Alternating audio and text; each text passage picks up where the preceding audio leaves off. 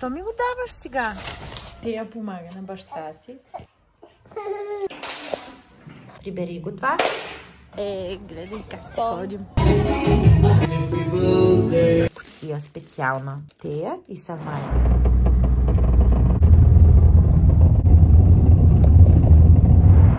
Децата заспаха и е време да хапна нещо. Тези филийки съм ги намазала с един пастет тоскански от DM. Много е готин. Малко авокадо, сиренце, дояде ми се и шунка, крастелчка и зелена салатка. Трябва.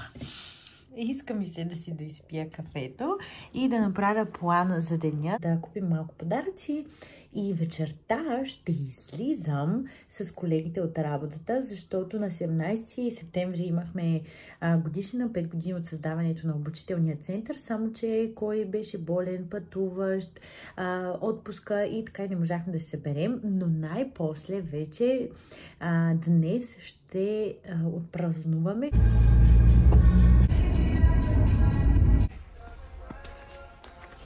О, мамо, защо си така сърдита? Свършиха бисквитите ли?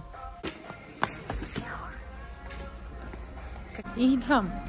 Айде да пием кафе.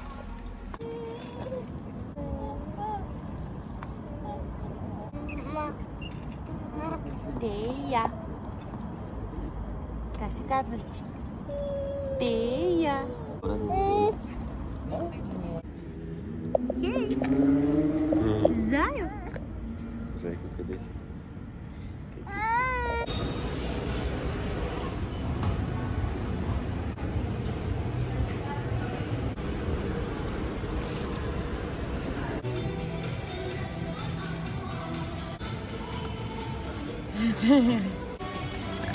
Къде си ти? Облиза ли го? Вкусно ли е бананчето? Когато минем набързо до ден. Дамите си хапат ето това. Чак на дъщеря ти стана смешно. Между другото, този руски магазин, наистина, сандвича е топ. Даниил сега си взе и той, а на мен е взе. Добър ден, извинете, само удобно да си се... Ама защо ми го даваш сега? Оф, тук е всичко разпилявам. И Даниил сега ми е взел тази поничка. С какво е поничката? С какво е поничката? Ама нутела ли? Ето я. В принцип не ям много сладко, но сега не си яде сладко. Или въобще не ям сладко и си правя някакви бомбони от форми и овесени ядки, или като ще ям, ще е много сладко да ти накърти така екстра шоколад. Аз не си показах яотите, ама много хубаво. Аз много се харесвам. Тая блуза ми е от втора употреба. Защо така се вижда? Свини малко. Тая блуза ми е от втора употреба и панталончето е от един магазин, от Силистра при Звезда. Той ние любим. Мама винаги ни купува по нещо. Един изчистен, по принцип има и тиранти. Добре, хайде, оставам ви, защото трябва да се прибираме вкъщи да оправяме децата и после аз отивам на банкет, така че трябва да си избера нещата и да отида в Дуани, да се оправяме, да се гримираме и така. Тея помага на баща си. Тея, пречиш ли? Сама е, тук тя си е в нейния филм.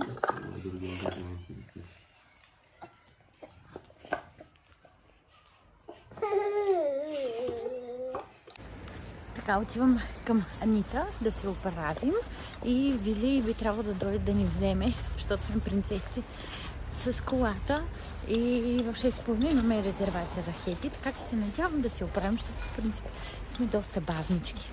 Стигнах. На идея за бърз обяд или вечеря взимам от Lidl готова паста, която се сварява буквално за 3 минути. Вътре беше пълна с различни сирена и една свежа салата. Здравейте! Така да дам малко апдейт, защото вчера не можах да снимам. Не беше удобно да изкарам камерата да снимам, но пък си изкарахме много добре. Да разбрах кога е станало 11:30 някъде се прибрах. Да. Даниел имал големи приключения с децата, не са искали да ядат, доста са плакали, но пък иначе е успял да ги заиграе, поиграли са си, било окей. След това, като е дал малко хляб, да видите как се е оправил положението, той вика, раздават ме едни усмивки, едни чудеси. И вика, и си викам в този момент как едногодишните ми деца ми манипулират. Викам, да, вече всичко разбират, става опасно, имат си характер, проявяват, тръжкат се.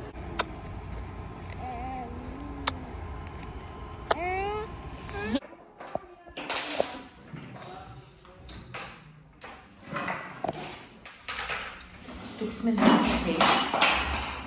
Само и сега да дойде Леля Вианита и ще каже къде е килимчето. Защо не играете една по една?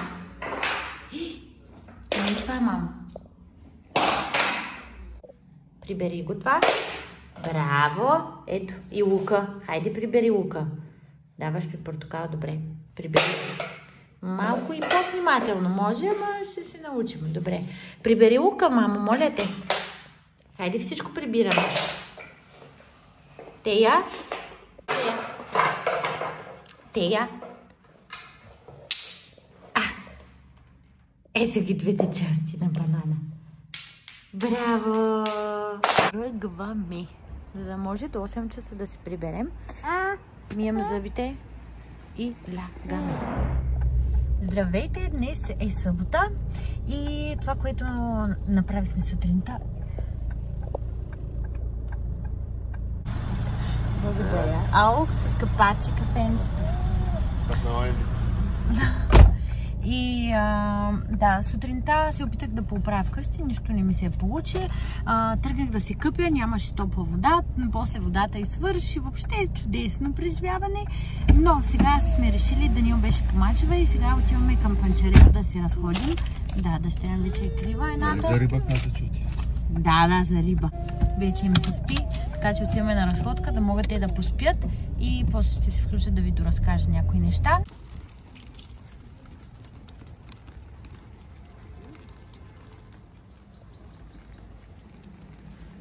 Така, да завивам ли тук, Моне?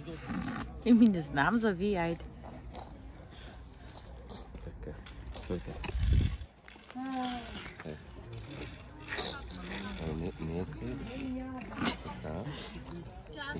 Тея, тази ти прави прическа ли, мам? Нищо. Това е мам. Да. Ма нещо пръстите ми отиват на... Аз си пия кафето. Хапнаха добре, обаче спаха само до 3, така че до вечера не знам как ще бъде положението. Надявам се поне до 7:30 да издържа. Малко е рехаво, тук не можах да... Ами много добре. Айде. Снимах. Пин. Песале. Ще си бърка да си пи. Много яко.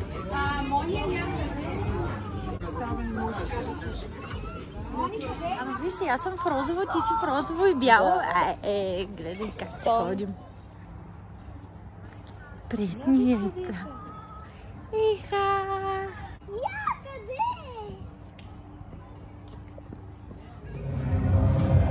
Бърз аутфит чек. Много ми е удобен този панталон, хора. Направо имам чувство, че мога да го нося нон-стоп.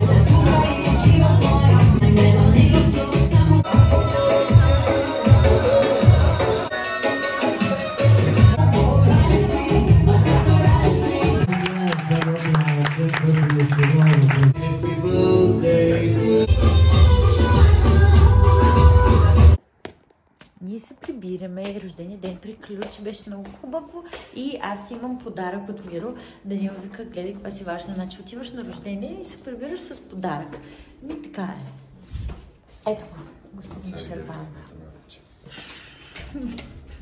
Този път не ти отрязах главата. И Ани гледат децата до сега. Не са мрънкали, всичко беше спокойно. Така че много хубаво. Сега се прибираме. Дано да продължат да спят. И приключвам този влог. Не обичам гълъби и този нашественик не ми харесва тук, че обикаля. Здравейте, днес е неделя, но искам да ви разкажа набързо няколко неща, защото според мен е важно да се говори по тази тема. А именно, важно е хората да бъдат социални, да се срещат с други хора, защото, както има приказката, човекът е социално животно. Тоест, да, има по-изразени интроверти, екстроверти, но ние сме създадени от тези две посоки. Така че в един момент имаме нужда малко повече от едното, от другото. Разбира се, да си спокоен в уюта си, в хармония, но и имаш нужда, според мен, всеки човек от заобикалящата го среда. Нови неща, да чуе нови гледни точки. Защото ето, бебешкия мозък. Една приятелка каза, че ще ме държи поне 4-5 години. Направо искам да ви кажа нещо и то просто прилита. Фиу! И през главата ми минава, трябва да наготвя леща, трябва да купя памперси. Ужас. Но, да, така. Много е лесно да си подхлъзнеш и да попаднеш само в един кръговрат. Да мислиш за едно и също, било то работа, деца, ежедневие, готвене, нали, такива работи.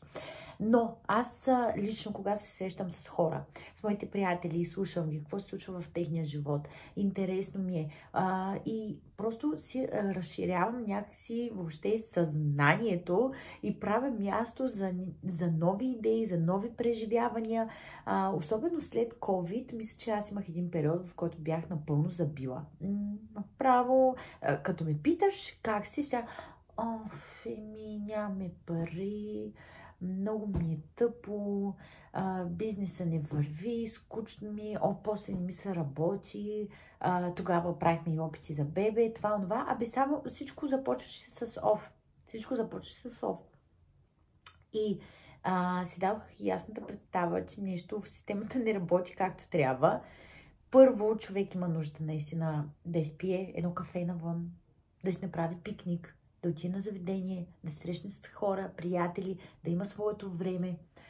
И второ, да се четат наистина книги. Така, аз съм от хората, които по принцип, като по-малка тинейджърка, не можеш да ме накараш да прочета една книга. Голяма грешка, но сега в днешна дата, на 28 години, имам нужда да чета книги. Благодарна съм, че и мои приятели наскоро ми подаряват страхотни неща, страхотни заглавия и и съм от хората по принцип, които доста бавно четат, честно да се призная. Особено аз харесвам и малко по-различна литература и когато чета някоя книга с психологическа насока, примерно, теми и идеи, ми трябва малко повече време, за да ги осъзная, пак си ги препрочитам. И така една книга мога да чета доста дълго време. Не съм от хората, които обичам да чета книги и чета по една книга на седмица, не мога. Но разбирам колко е важно, защото всеки път, като тръгна да чета, и даже аз много често се обаждам на Даниел и викам, чуй това. И си разширявам така знанията. Малко се отклоних, но исках да кажа просто, човекът е социално животно. Имаме нужда от контакти, имаме нужда да разширяваме своите знания, умения, защото така вървим напред, не зацикляме на едно място. Ето аз сега тази седмица имах удоволствието 2 пъти да излизам, което за мен беше много голямо удоволствие, защото аз обичам да се гримирам, обичам да се обличам, нали, по-така. И разбира се, когато има повод, съм много щастлива. В четвъртък излязох с колеги, които съм виждала, нали, повечето от тях. Изключвам моите приятелки Яни и Вили, но другите момичета съм ги виждала в работна среда. А сега даже не стигна времето да си приказваме, но споделяхме си различни заглавия, теми, пълнолуние, желания, цифри, много интересни неща. Все това в събота, вчера, вие сте видели, празнувахме юбилея на нашия приятел Миро, който е страхотен човек и наистина много ми се искаше да успеем с Даниел да отидем.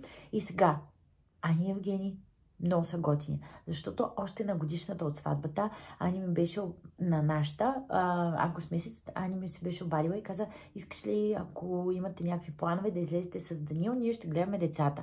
което за мен беше такова голямо удоволствие, защото сега те са ми достатъчно близки. Аз по принцип мога да ги питам, можете ли да гледате децата, но когато дойде директно от другите хора, бях много по-спокойна, когато дойде момента. Защото нашите баби и дядовци живеят много далече и сега не вървя да се обадя на майка ми или на майката на Данил. Здрасти, ще минеш 500 км да гледаш децата, защото ние да отидем на банкет. Нали? Не е сериозно. Обаче пък от друга гледна точка, наистина ние си обичаме децата, но вижте сега, този юбилей, примерно, е важен. И искам да присъствам, да съм част, то веднъж ще стане на 30, нали? Затова се радвам, че имаме такива приятели, на които да можем да разчитаме. Децата са били спокойни, сама само се е разбутала за Биби. И така, вижте как ви разказвах на рождения ми ден, къде се опитах да празнувам. Нещата не протекоха така, както ги планирах. Децата имаха споли, бях притеснена и така. Обаче не се отказвам от социални събития. И ето сега пък тази седмица ми случиха прекрасни неща.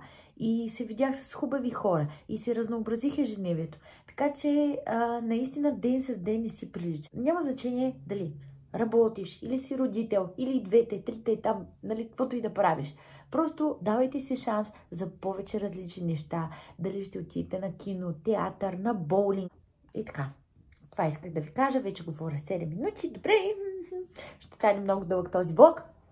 И завършвам с нещо много хубаво, защото моята кума ми изпрати ето този подарък за рождения ден. И е много, много красив. Бях доста впечатлена. Моето име е Моника. Това е кутия за бижута. Ще си я напълня. Нарочно съм я оставила така, за да ви я покажа. Други мои приятели пък ми подариха часовник, много готин. Отново, между другото, е от този магазин, който Даниел ми подари. Ето го. Много е стилен, пак много изискан. Аз обожавам. Обожавам часовници, наистина, и се радвам, че все повече започвам да имам. И също така ми подариха шейкър за коктейли. Трябва да го сглобя. Ще снимам няколко видеа и за TikTok. Ма ще се правят мимози и маргарити. Нати и Мусто пък. Гледайте каква готина кутия. Тя има страничка. Тя направи и кутията за рождения ден на Миро. Просто това момиче има златни ръце. В момента има и 3D принтер и прави уникални работи. Само искам да видите как изглежда. Вижте как изглежда кутията. Тази картичка е много специална. Много яко. TikTok Master. И тук имаме мента. Направо чак не искам да ги отварям. Мащерка. Първата ми част от тази кутия специална е тази чаша. Тея и Самая. Ако ви трябват идеи за подаръци, наближава и Коледа, просто Начи е вашия човек. Тя прави уникални работи. Една розова вода. И това е от The Body Shop. Вижте! Чудно!